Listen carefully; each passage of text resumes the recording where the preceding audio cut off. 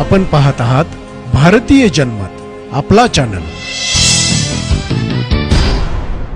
नमस्कार, मी मानसी धामणसकर। आपण पाहत आहात भारतीय जनमत न्यूज। नजर टाकूया त्याच्या ठळक घडामोडींवर।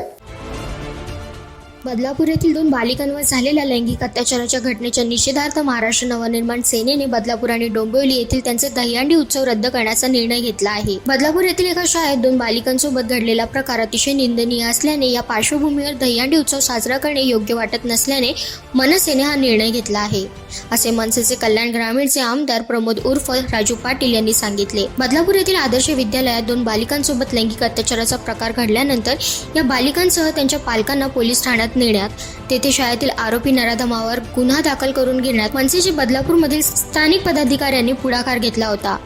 आता तर मनसेच्या डोंबिवलीतील पदाधिकाऱ्यांनी शहर परिसरातील शाळांमध्ये जाऊन शाळा व्यवस्थापनांना मुलींच्या सुरक्षिततेबाबत घ्यावयाची काळजी याविषयी जनजागृती मोहीम सुरू केली आहे।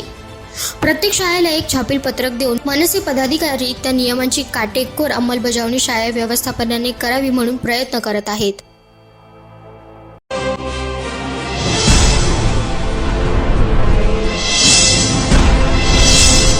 आपण पाहत आहात भारतीय जनमत, आपला चॅनल।